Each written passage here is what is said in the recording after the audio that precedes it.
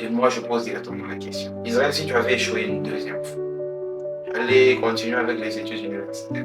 Non, je ne pense pas. J'allais continuer avec les études universitaires, mais je pense que ça n'aurait pas été dans la même filière. C'est vrai. Parce que là, je me serais dit que ce n'est plus parce que j'exerce quelque chose à côté, Oui. c'est parce que peut-être je ne suis pas adapté. Peut-être que c'est pas, je n'ai pas les compétences requises pour ce milieu. C'est ce que je me serais dit. C'est ce que je serais dit. Bon, les Israël d'hier et l'Israël d'aujourd'hui, c'est deux personnes différentes. Oui. Je pose la question pour l'Israël d'aujourd'hui. S'il avait échoué en première année, avec toutes les connaissances, toute la sagesse qu'il a aujourd'hui, s'il avait repris par malheur, la première année d'université, avec toutes les connaissances, aurait-il abandonné? Non, je ne pense pas. Avec les connaissances que j'ai aujourd'hui, si j'avais repris, je pense que j'aurais encore persévéré. Ok, si tu avais échoué une deuxième fois, J'aurais encore persévéré. wow. Et donc là, tu es en train de nous donner une leçon de vie. Parce que nous avons tous tendance à penser que quand on échoue, c'est fini. Et qu'on ne mérite plus de marcher même avec certaines personnes parce que celles-là nous rejettent. J'ai envie que tu parles à cette communauté des gens qui, quand elles franchissent un certain stade, une certaine évolution dans la vie, elles ont tendance à penser que les gens qui n'ont pas sauté comme elles, qui n'ont pas réussi comme elles, ne méritent plus de marcher avec elles. Qu'est-ce que tu pourrais dire à ces personnes qui dénigrent les autres par rapport à leurs échecs? Ce que je dirais premièrement aux personnes qui dénigrent, c'est que l'histoire ne s'arrête pas tant que quelqu'un n'est pas mort. Donc, vous pouvez faire votre rôle de critiquer. Okay. Mais si la personne venait à réussir, dans son histoire, elle dira que vous l'avez critiqué. Okay. Vous voyez un tout petit peu? Ça veut dire que dans son histoire, vous jouerez le rôle du méchant, du mauvais. Ça ne sert à rien. Bon, ça peut aussi servir, mais bon, mais vous serez connu comme étant... Je vois que dans ton exemple, ça servirait plutôt à l'autre personne qui pourrait se renforcer, mais pour vous, ça vous diminue.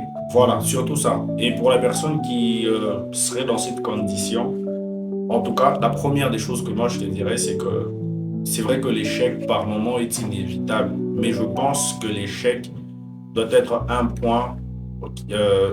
À ce point-là, il faudra qu'on se remette en question. Okay. Qu'on fasse le deuil. J'ai échoué, je pleure, ok. Mais après, qu'on se remette en question. Okay. Souvent, l'échec est là pour nous dire qu'il y a un truc qui ne va pas dans le présent. Bien. Et que si cette chose continue à ne pas aller, l'avenir ne risque pas d'être joyeuse.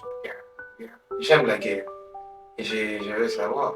Bon, déjà, d'entrée de jeu, tu as dit que c'était un vrai casse-tête, un vrai casse-tête de te retrouver dans un milieu un peu féminisé. Aujourd'hui, comment ça se passe? Aujourd'hui, bon, j'ai des amis qui me cherchent une femme. Bon, pour être franc, c'est qu'au moins, j'ai appris à me connaître. J'ai appris à m'accepter tel que je suis. C'est vrai qu'au tout début, comme je te l'ai dit, selon mon petit vécu, j'ai jamais vécu avec, en dehors de mes sœurs et quelques des cousines qui venaient à la maison, j'avais jamais vécu avec d'autres filles. Et donc, je ne me connaissais pas suffisamment sur le plan émotionnel. Tu dis quoi aux petits frères? Les petits frères surtout, qui viennent des collèges. Petit frère, regarde la caméra. Petit frère, les femmes, bon, je laisse seulement. Je pense que ce conseil, c'est vrai qu'il est personnel. Oui. Je pourrais dire ça. Oui. Il cadre beaucoup plus avec moi. Mais s'il y a quelqu'un qui vit la même chose que moi, sûrement vous entendez les sous-entendus. Ils sont nombreux, Israël. Il faut les aider. Vous serez friendzoné. Vous serez friendzoné par moment. C'est tout à fait normal. Tout à fait normal. Mais vous allez vous en sortir. On va s'en sortir. C'est en tout cas ça. Ok. Maintenant qu'on a un peu lancé les conversations essentielles qui peuvent aider, le commerce dans lequel tu t'es lancé, l'activité dans laquelle tu t'es lancé, est-ce que dès les premiers tests, ça a réussi? En fait, si je peux dire, l'activité n'était pas en soi en termes de vente. C'était dans le sens du marketing. Ça veut dire de gagner des clients. Parce que comment ça s'est passé? Je me rappelle, en G2, je ne suis pas d'une famille aisée, mais je ne suis pas aussi d'une famille pauvre. Ça veut dire que les parents vous donnent le nécessaire. Et si vous avez besoin de plus, en tout cas, c'est chacun qui doit se débrouiller. Il Yeah. payait mes études, il payait mon transport.